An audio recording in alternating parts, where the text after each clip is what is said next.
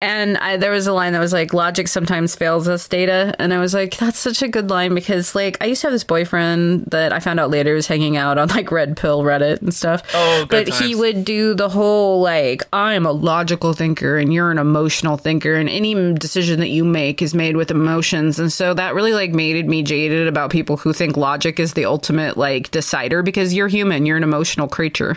Vulcans in Star Trek are often portrayed as like just having this dogmatic view of logic where they're not actually being logical, but they think they are because they think that logic is an intrinsic quality of themselves. And it's like Reddit atheists who are like, oh no, I'm rational. I'm a rational person. But rationality isn't something you are. It is a process that you can engage in. And so we see there's a lot of pride that Vulcans have built into the idea of their logic. And so that, you know, a truly logical Vulcan society would feel no shame in this Bendy syndrome because it's like, well, it's not your fault. You're just advancing with age. And so you can no longer control it. It kind of felt kind of Klingon-y, didn't it? Like to be like, I can't let people see my weakness. Yeah. They brought up honor quite a bit, and I'm like, there is no logic in a system of honor. That is all pride, and that's the thing. I think that's the Vulcan's cardinal sin is pride. You've seen the best. You've seen the worst. Now here's the rest of both worlds. I'm GayFesh, and there are no cats in America. And I'm Ari, and the streets are paved with cheese. And today we'll be discussing the Star Trek The Next Generation episodes, The Most Toys, and Sarek. But before we get started, at time of recording, Nichelle Nichols just passed away. Yeah. I think that leaves just 3 original series stars. Does it? Which would be Shatner, Takei, and Koenig. And, you know, Koenig, I don't really know what he's up to these days. He's kind of the quiet one. Is that Scotty? No, that's Chekhov. Oh, Chekhov. Yeah, okay. I was like, my brain was like not able to, and my brain was like, Chekhov's dead. What are you talking about? Because I was thinking of Anton. Well, that Chekhov is dead, yeah. That was also very sad. It's sad whenever we lose a Star Trek actor. I mean, I knew she had been not doing well. I know, like, she retired from the convention circuit a couple of years ago. And she has to be really old, right? She was 89. Yeah. And I know she was dealing with dementia the last couple of years. But I had kind of hoped that we might get to see her on Strange New Worlds. Because Uhura on Strange New Worlds gave like a whole backstory about how she joined Starfleet because she was going to go to this one university that her parents had taught at, but then her parents died in a shuttlecraft accident and she just saw them everywhere at the university. So she went to live with her grandma who was in Starfleet. And then that's why she decided to join the academy. Oh, interesting. And I was just thinking, I'm like, oh, well, wouldn't that be perfect if you had Nichelle Nichols show up for like one episode to play her grandma? But right, yeah. I have to even imagine that they wrote that with the idea that they could have that happen. But unless they filmed it and didn't tell anybody about it, that's not going to happen now. But there are so many people who owe their careers to Nichelle Nichols showing up on the original series. You know, so many people who saw her and said, there's a place for me in the future. Right, yeah. I've seen people talk about how there's issues with lionizing her in this regard because the position she was put in wasn't like necessarily fair to her. I mean, it's never really fair to anybody to have to do things that they don't want to do in order to help other people, because she actually wanted to leave the show, but she talked to Martin Luther King, and he said that she couldn't leave the show, even though she was not happy there. But he said, look, every single time you're on screen, you're marching with us. So it is very important that you stay there so that people see that there's a future for us. Yeah, that makes sense. And so she did. God, she was a great woman.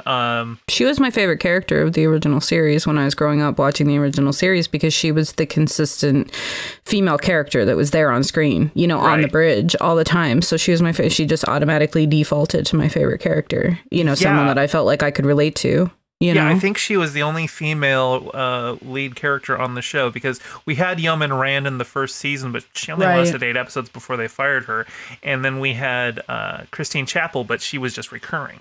So, Uhura was the only like female lead for the series. I also grew up loving her name. Nichelle is such a pretty name. You know, like it's not Michelle like I thought it was, you know. Growing up, you'd hear the name and you'd be like, oh, they must be saying Michelle or Michelle, you know. I saw multiple articles that were like misspelling Nichelle as Michelle. Really? Yeah. You would think by now everybody would know. Yeah. I was an 8-year-old kid or whatever. But yeah, no, I've always loved her name. And it's kind of her. And I always pair her with the Anne of Green Gables actress because they both have weird pronunciations of their names. Like, because she's Megan Follows instead of Megan Follows. Right. And so in my head, I've always put those two actresses in the same category. Isn't that weird? Like, I thought about that when Nichelle Nichols died. I thought, because then immediately my mind was flooded with Anne of Green Gables, and I was like, why are you thinking about her?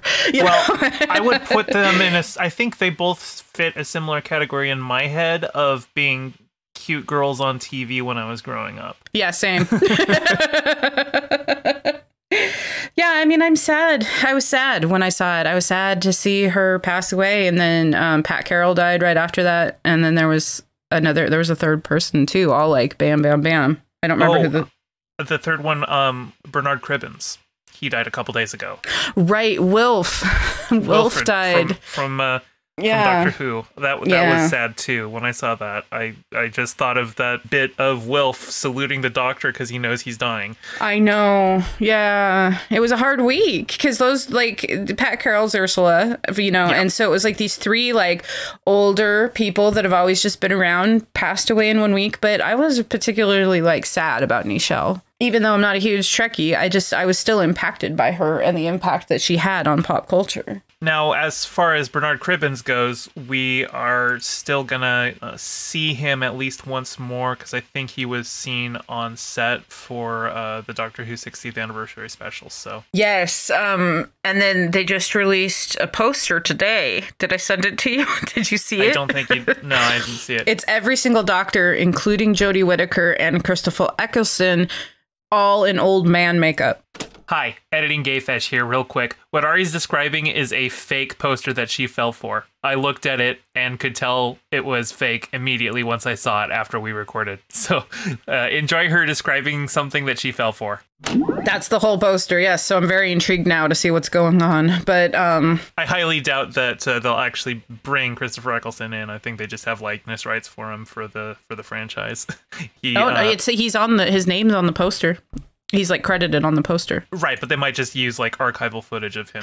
He's never I see what you mean. Back. Yeah, okay. I'm pretty sure he's never coming back to the show. So So before we talk about the episodes, let's talk about the Patreon. That's right. Head on over to patreon.com/restofbothworlds, and for any amount, you will get access to these episodes up to 5 days early. You'll also get access to a spot on the Discord where you can suggest these small talks.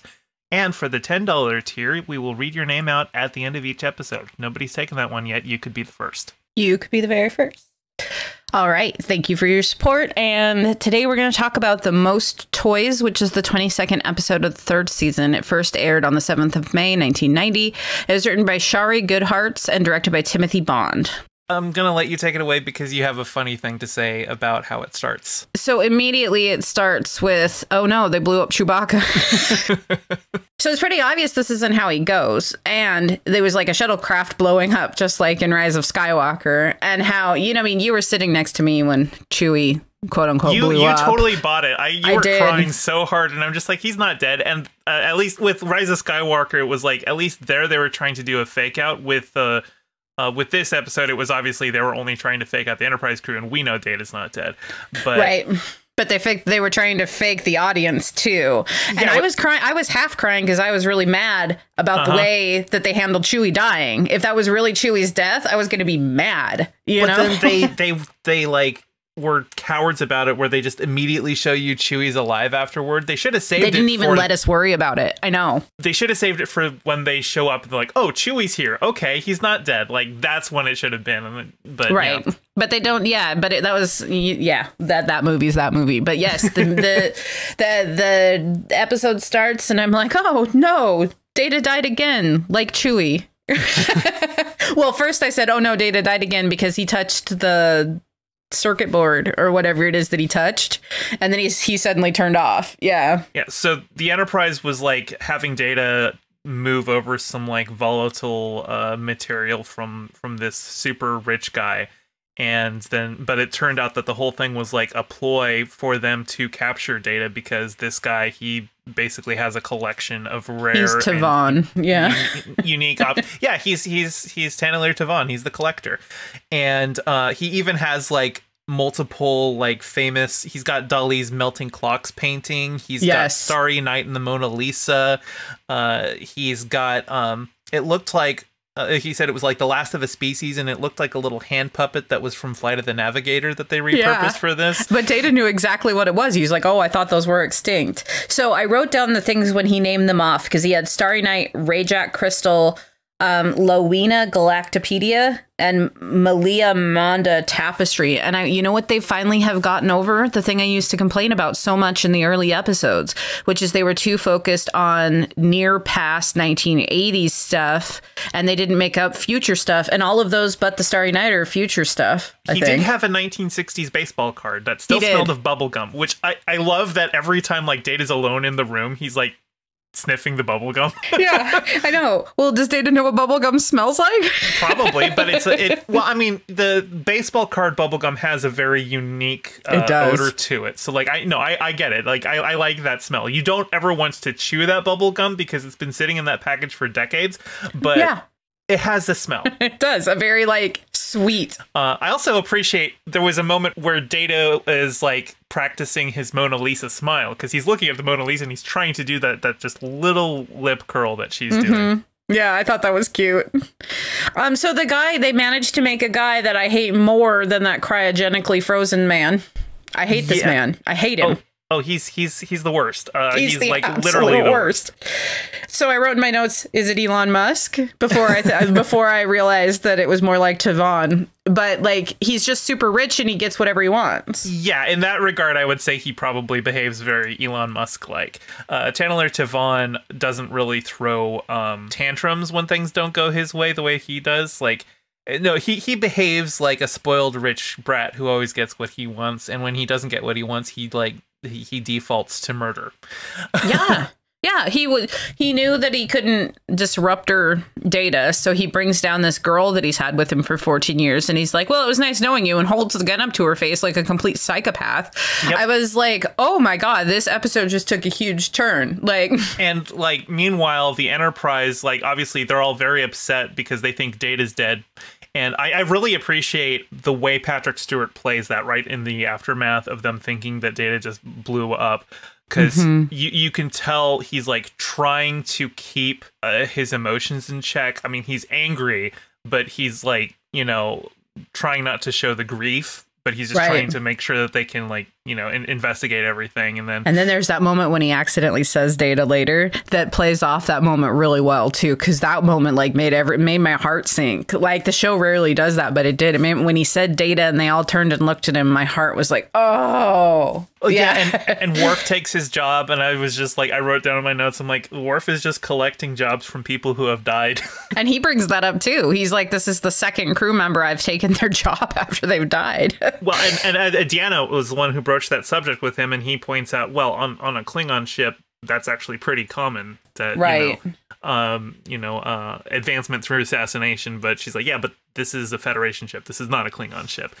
And I appreciated that she was like, look, this might be a sensitive moment for you. And I'm sure Worf, you could tell that Worf was feeling Data's absence.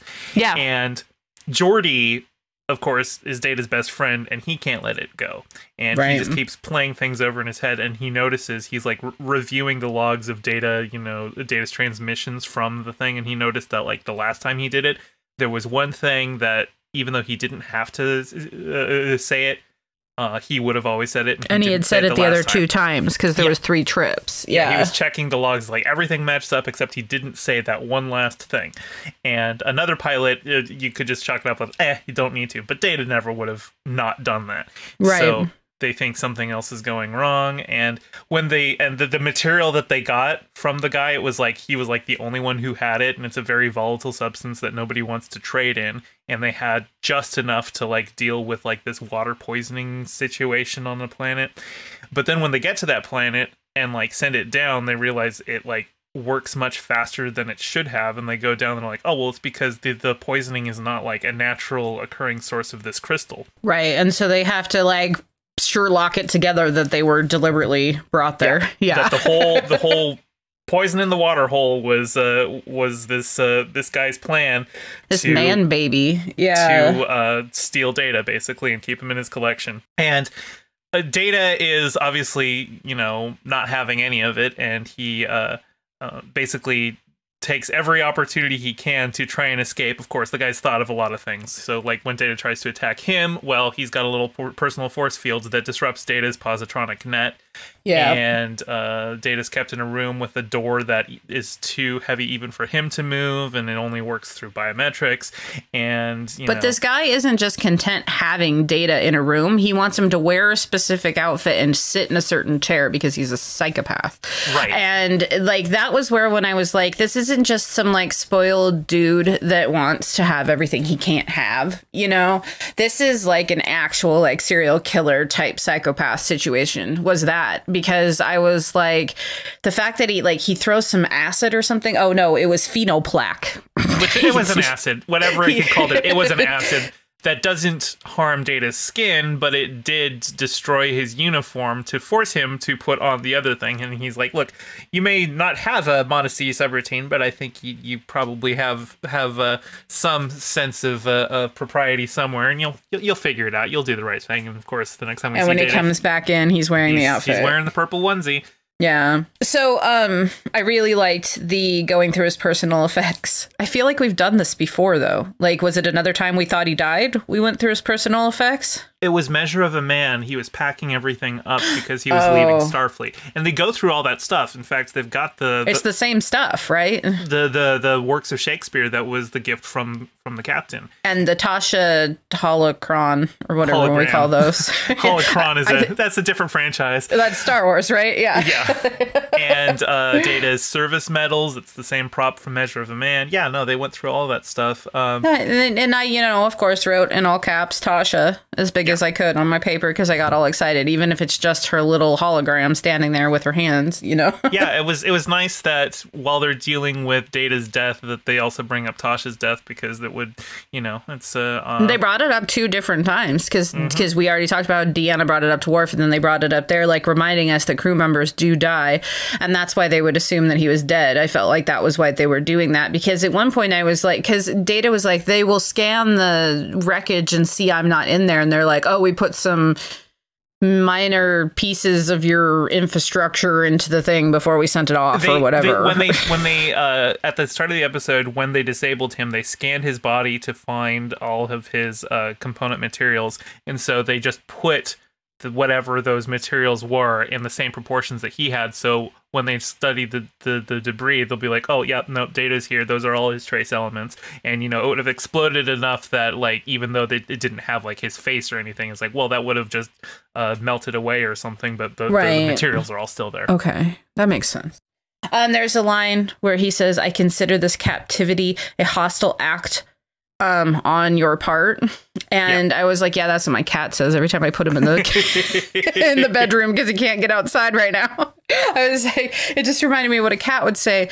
But I mean, I was like actually impressed with Data's like passive resistance in this episode, because he could have just been like, well, for now, I'm going to put on the outfit and sit in the chair while I think of a solution. And instead, he's become human enough that he's like, no, F you, buddy. I love when the guy brings in his buddy who voiced Papa Mouskowitz. Papa Mouskowitz. As soon as he opened his mouth and started talking, I was like, oh, it's Papa Mouskowitz.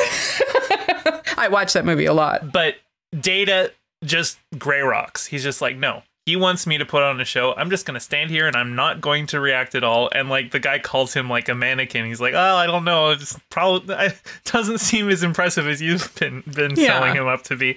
And I know. He made him look foolish. Yeah. Makes him look foolish, and he gets mad and he like zaps him and stuff. And but Data is just making it clear. He's like, yeah, I'm not going to sit in your chair. I'm not going to do what you want, until he goes and threatens the woman with his like disruptor. That's an illegal disruptor that like basically it causes a very slow disintegration, a very painful one. It was horrifying when they finally did use it. When we got to see it used on the lady, I was like, oh, that's horrifying. Yeah, and there's only 5 of those in existence, and he's got 4 of them. The collector has 4, so I was thinking, wonder who has the 5th. That's a good question. But yeah, no. Once he threatens her, then Data goes in the chair because he's like, all right, okay. I'm not going to let her die for my pride. I'll go ahead and do that. But because he threatens her life, she goes to Data afterward and she like opens the safe and gets the gun out. And she's like, come on, we're both going to escape, because obviously she sees the writing on the wall. I was like, yeah. As soon as she was threatened, she comes right back, and I thought, in 14 years, he's never done anything that's made you try to escape. This was the first time. I don't believe that. Well, she had talked to Data earlier about how he gives people everything that they want so long as they obey. And he's like, and if they don't, and then she kind of alludes to some abuse that she has received over the years.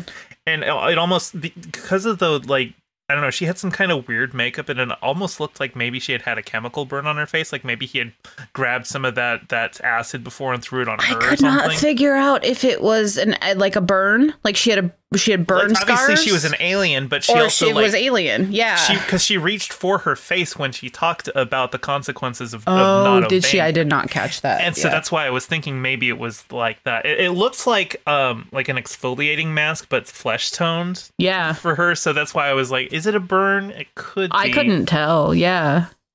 That's interesting. So in the end, I really wanted the guy to die. So they finally realized that Data is alive, right? Yeah. They're like, okay, something happened. They screwed us over. They go back, and basically, without even us expecting it, all of a sudden he's being teleported out. Right, because they are able to find him pretty much right away because he's got a low warp. But in the meantime, Data is in the middle of attempting an escape, but then he's just killed the woman in retaliation. But Data's got the disruptor and he's holding it on him, and the guy's like, well, no, you can't kill anyone. That would be murder. And I'm just like, sorry, buddy, anything he does to you at this point is not murder.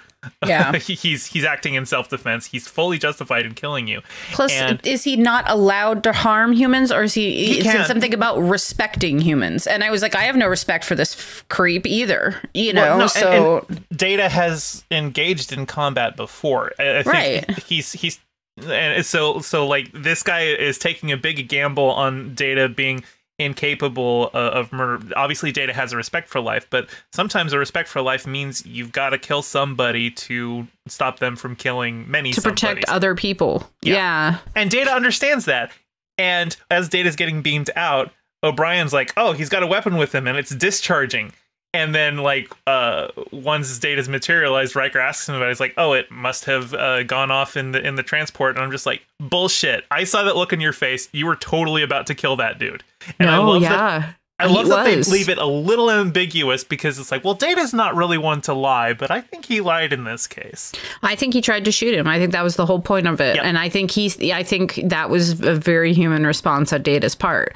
And he watched what happened. He was there. He was imprisoned. We had just had the episode where they imprisoned the alien guys, and we're like, how do you like it, right? And then we get another imprisonment is not okay episode. And I was like, okay, so imprisonment's not okay.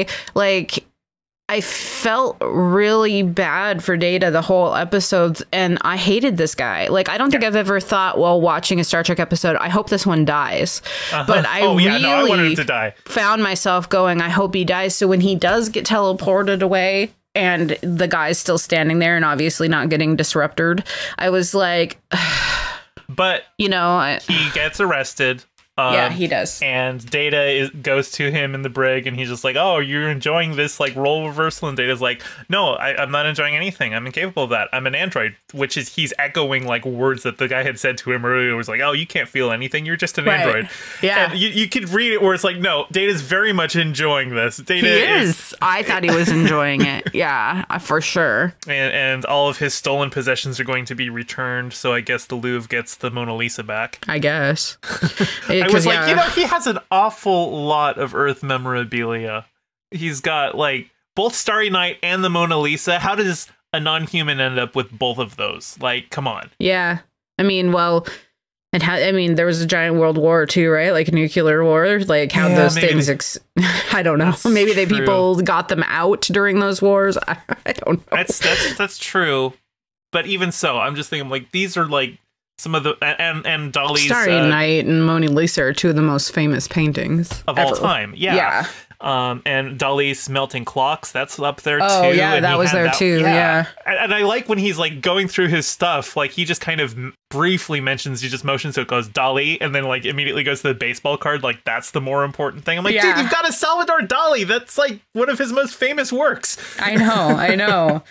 He was friends with Frida. I just like to announce that to people sometimes. So I've taken to calling Jordy and Wesley when they're together the Hardy Boys, because they're always trying to figure out something. So my notes are like, the Hardy Boys are on the case. And it's funny because in the next episode we're about to talk about, I was like, the Hardy Boys are here again. So are we ready to talk about Sarek? Yeah, let's do it. All right. Sarek is the 23rd episode of the 3rd season. It aired on the 14th of March, 1990. The teleplay was by Peter S. Beagle. The story was by Peter S. Beagle, but it was from an unpublished story by Mark Cushman and Jake Jacobs, and it was directed by Les Landau. We get, I think, our second original series character reprising their role here. Because we had Bones. We had Bones, and now we've got Sarek, and Sarek showed up in the original series. Just for one episode, I think, but he's also in several of the movies. That must be why I know his face then. Yeah. And so he's coming aboard the Enterprise because they're like in final negotiations for a treaty with another species, and he's been negotiating everything. But he's also like 93 years of prepping for this mission. I think that was probably like, I don't know that it was 93 years of active like negotiations with them. I assume that had, but I felt it like it must have meant like the relationship building. Yeah. And he's like 202 years old, so he can have that kind of a long relationship with somebody. Right. Because he's 202 years old, he's very old, even for a Vulcan, and he's got like his staff, they're very protective of him, and they're like, he won't be going about and doing things very much because we want to keep him on task for the thing. And they're all very like cagey about what's wrong and kind of in denial about what's wrong, because he's got basically a space Alzheimer's. Space Alzheimer's, a Vulcan dementia thing that like causes him to lose control of his emotions. But because he's a telepath, what that's doing is actually projecting it onto other people. And so there is like a pandemic of rage going through the ship, and people are just like, there's like a moment when like Riker and Worf say, they're talking to each other in the corridor, like, man, it really seems like there's some rage going on. And they walk into 10 forward, and literally everyone's in a brawl, like a comedy scene, like an Old West, like that we walked into the saloon and there's a brawl going on. Yeah, I know. I thought it was funny. Everybody took this opportunity to have the poly water intoxication or whatever we're calling this one, to yell at Wesley. Why did they choose that? Like, Jordy picked on Wesley. I was like, come on, Hardy Boys, that's not how we work together. And then his mom picked on him, and I was she hit him. She just straight up slapped his face. Him. I know. I was so like, mad. Damn. I was like, Bev, no. In my notes, I was like, no, we don't hit the babies. So I think I have to assume, though, that Wesley is 18 at this point, because like he was talking about, because he and Geordi were getting like things prepared for the alien delegation to come aboard. Apparently they sit in like stinky slime pools or something. Colorful stinky slime pools. but like Wesley's like, he's like kind of itching to get out of there because he's got a date later, and he said it was with an ensign, whatever her name is. And I'm thinking, which would be a rank above him, right? Because he's an acting ensign. He's acting ensign. If she's an ensign, that means she's already attended the academy for like 4 years and graduated, so she would be an adult, so he has to be 18 right now. He has to be, I hope. Yeah. But when the rage hits them, and Wesley's like, I want to get out of here, and Geordi's like, you don't have a chance with her, right? She's way out of your league. And then Wesley had the most biting comeback for Geordi, which was, at least I don't have to find women on the holodeck. And I wrote that down going, bruh, Lamau. It was so good. Yeah, I know. Somebody get him some burn cream, because that was really good. No, I laughed about that too. And then the other thing that I thought was really interesting is that they were doing a Mozart concert, like a recital for Sarek. But, you know, with all this overprotectiveness of his aides and stuff, they were like, no. So they decided to like go ask the wife. Right. Yeah. They were like, oh, if we go through the wife, maybe he'll come, you know. Well, and Picard invites her and says, and Sarek is welcome to it if he wants.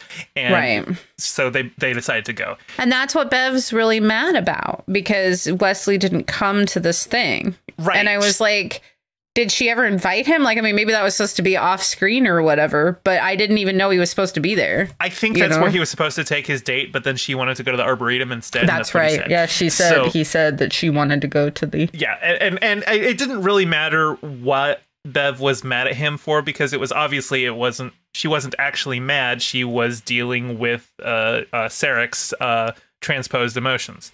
Right. And which is why we can forgive her for hurting the baby. Right. Yeah, no, look, half these people would be under court-martial if their behavior had been of their own cognizance. Right, yeah, I know. Like that brawl right there, everyone in that room is at least getting into motion. I know. There was so many O'Brien lines this episode, which I was excited about, and they got to write him as an asshole because he was being like, and you know, I love when Cole Meany is an asshole because that's just who he is to me. Like, you know. To be fair, they did steal his table.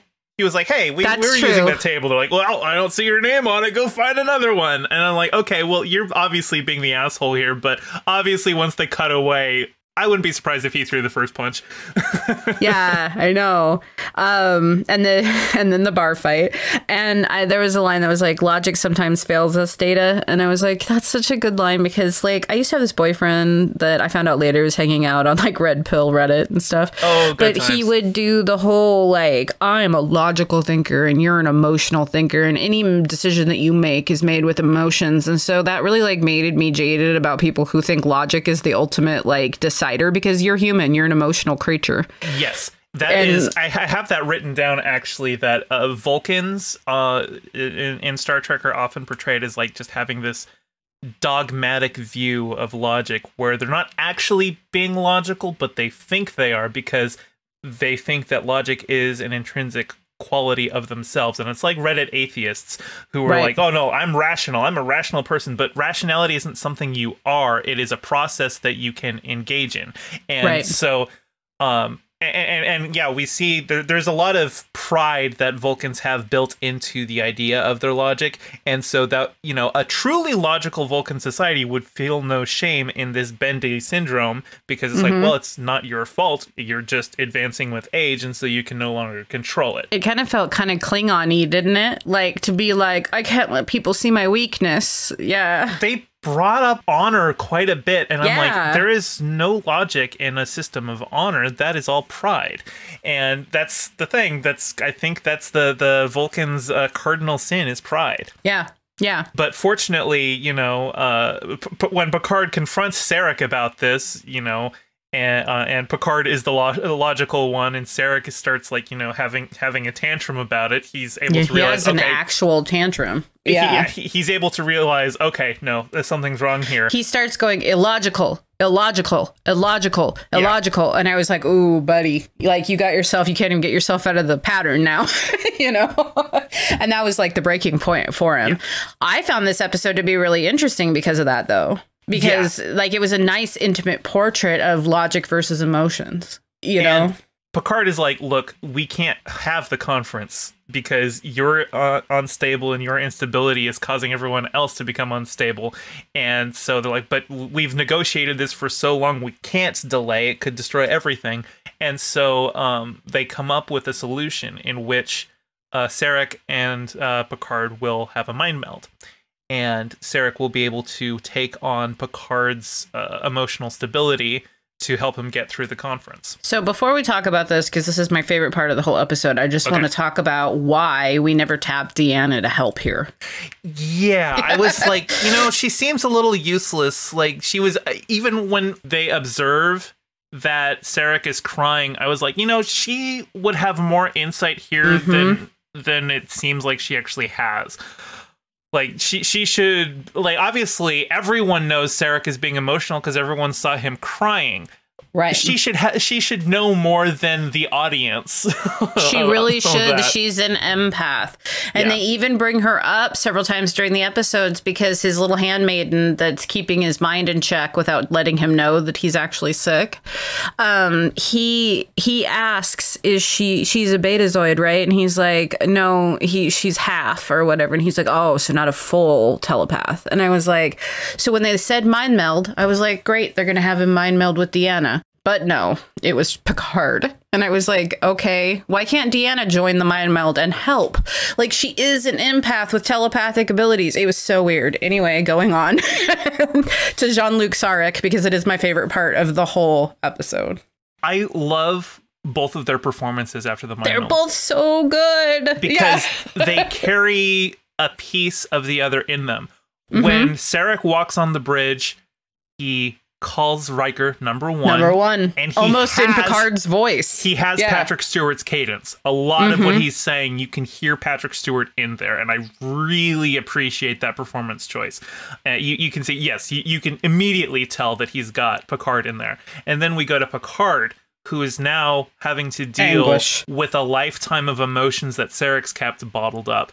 And Beverly is there to help him through it. And the scene made me think so much of the original series episode, The Naked Time, when Spock, under polywater intoxication, breaks down in the conference room crying because he was never able to tell his mother that he loved her.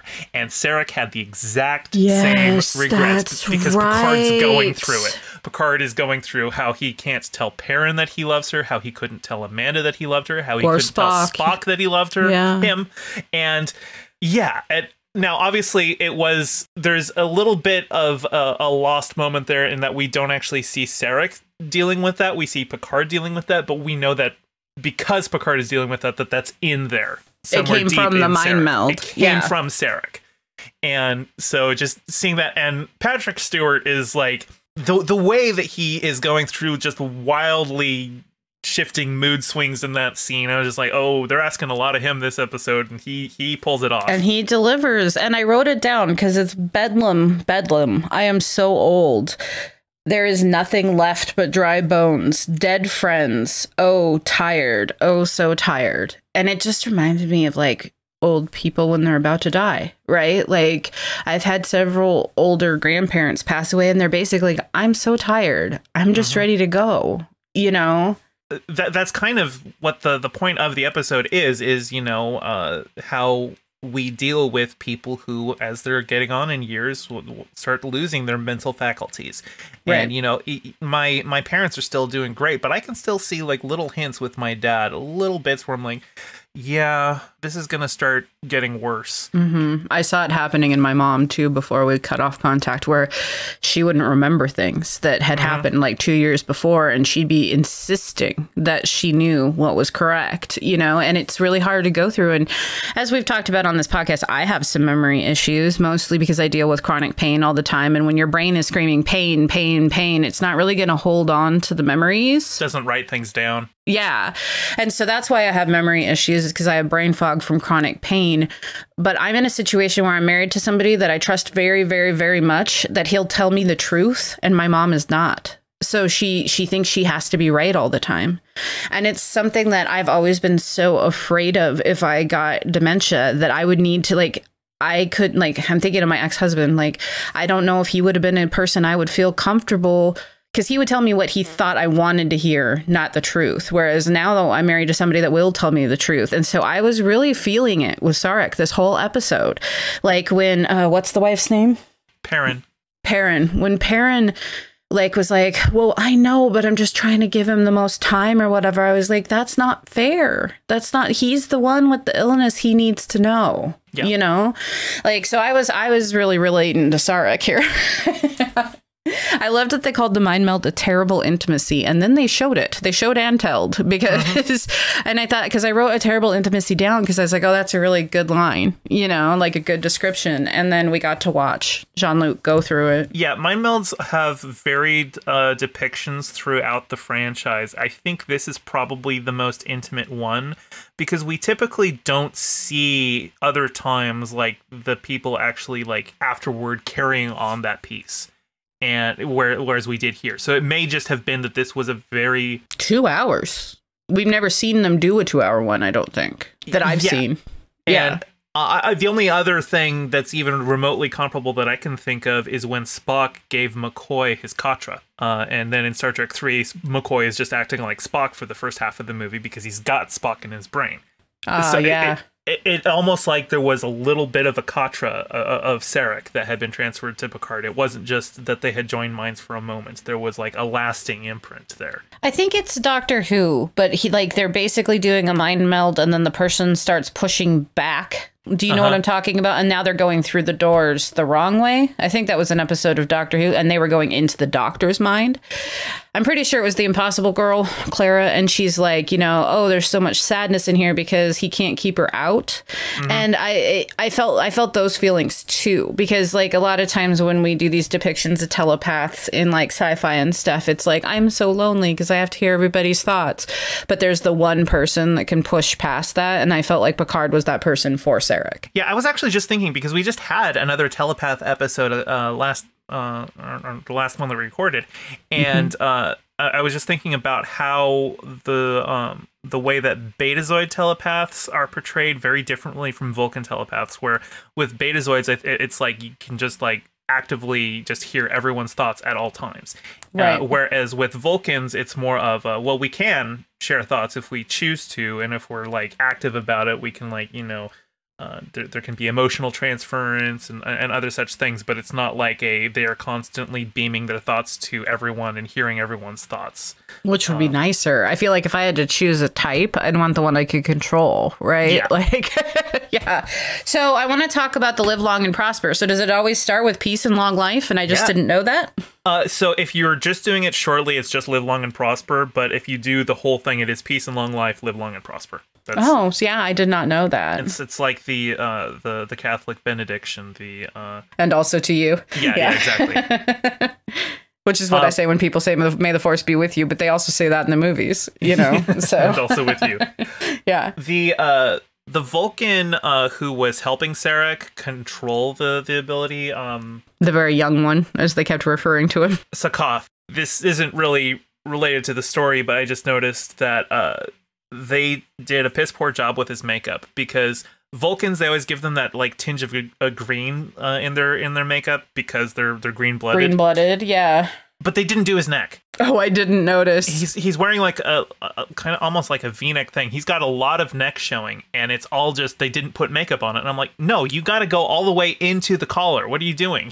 Yeah, that's weird. You can see a very stark difference in skin tones from his face to his neck. I'm like, amateur hour. What were they doing? Thinking it was going to be seen on a 27-inch CRT TV. Yeah, I'm wondering if they put him in makeup before they had him go into wardrobe, and the makeup artist didn't realize how much of his neck was going to be showing. Maybe somebody messed up. Yeah. Oh, men in dresses. I just complained last episode or 2 episodes ago that we haven't seen a man in a dress for a long time, and twice in this episode Riker and Picard are in their dresses. That's right. I like those dresses. I've always liked those dresses. Me too. I liked them. I've always, like, as a kid, I didn't really see them as dresses. I mean, they were called dress uniforms, but in my mind it's like, well, it's just like a long t-shirt. Right. Yeah. I mean, that's the thing, is like they're just uniforms. Like, they're not technically dresses, but they are. Like, a man in America right now doesn't